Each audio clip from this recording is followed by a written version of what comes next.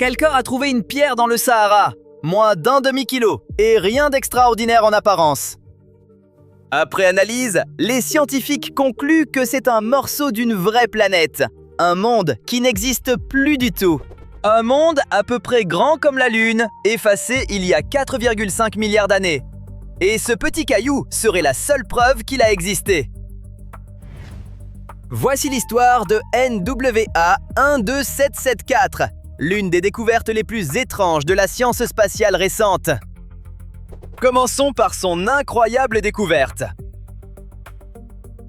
Parmi tous les endroits sur Terre, le Sahara est sans doute l'un des meilleurs pour chercher des météorites. Une météorite officiellement répertoriée sur 5 vient du Sahara. Plus de 14 000 ont été trouvées dans ce seul désert. Et là-bas, elles sont faciles à repérer. Le sol est plat, sec et clair. Donc une roche sombre venue de l'espace saute aux yeux. Des chasseurs de météorites, pros comme amateurs, parcourent souvent ces zones. En 2019, quelqu'un a ramassé en Afrique du Nord un petit morceau de roche banale et l'a fait enregistrer. Il a reçu un nom. Northwest Africa 12774, ou plus simplement NWA 12774. Puis, il a fini entre les mains de chercheurs de l'Université du Colorado à Boulder. Il fait partie des Angrites. Ce sont parmi les roches les plus rares sur Terre.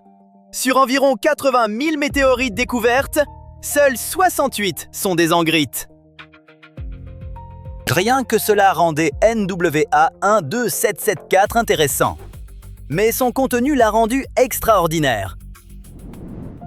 Les Angrites comptent parmi les météorites les plus anciennes, âgées d'environ 4,56 milliards d'années.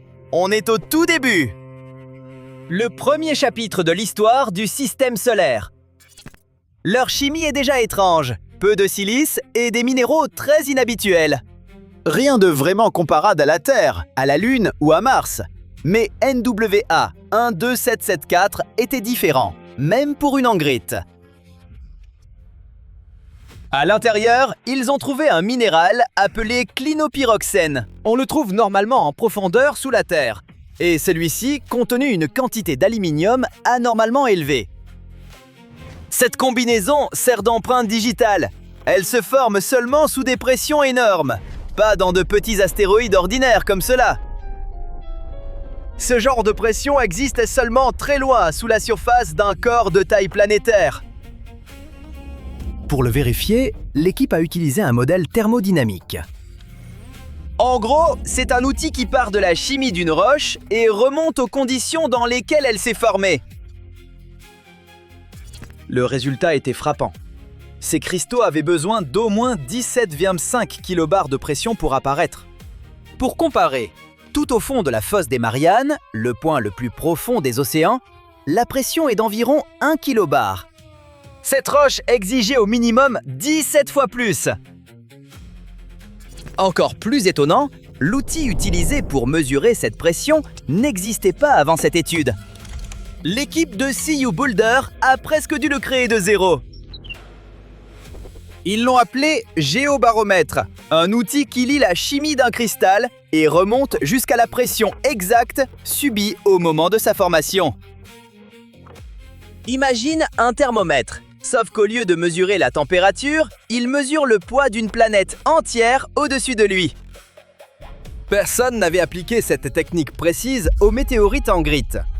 Ils n'ont pas seulement trouvé la trace d'une planète perdue. Ils ont dû inventer un nouvel outil scientifique pour le prouver. Alors, quelle taille faisait cette planète ? D'après ses calculs de pression, le corps d'origine avait un rayon situé quelque part entre 1000 et 3300 km. Pour comparer, la Lune a un rayon d'environ 1740 km et Mars d'environ 3390. On parle donc d'un monde presque aussi grand que la Lune, voire peut-être proche de Mars. Mais un détail a fait grimper l'estimation. Au rayon X, le fragment a révélé quelque chose d'inattendu. Les cristaux à l'intérieur avaient des bords parfaitement nets. C'est important, car des bornettes ne survivent pas longtemps enfouies très profond. La chaleur et la pression les auraient arrondies. Cela veut dire que ce morceau s'est formé assez près de la surface de son monde d'origine. Et s'il fallait tout de même autant de pression pour exister à cet endroit précis, alors la planète devait être encore plus grande que l'estimation minimale, peut-être de la taille de Mars. Imagine une planète entière faite de matériaux très différents de ceux de la Terre et de Mars, disparus sans laisser de traces, sauf cette pierre du désert. La différence de matériaux est justement l'un des aspects les plus fascinants de l'histoire. NWA 12774 contient presque pas de silice, alors que cette matière compose l'essentiel des planètes rocheuses connues. La Terre en est pleine, Mars aussi, la Lune aussi. Mais ce monde suivait une recette complètement différente. Il a suivi une évolution entièrement à part, une voie séparée, qui n'existe plus nulle part dans notre système solaire actuel. C'est un peu comme trouver la preuve d'une branche éteinte du vivant. Pas seulement un animal disparu, mais une autre direction entière prise par l'évolution elle-même.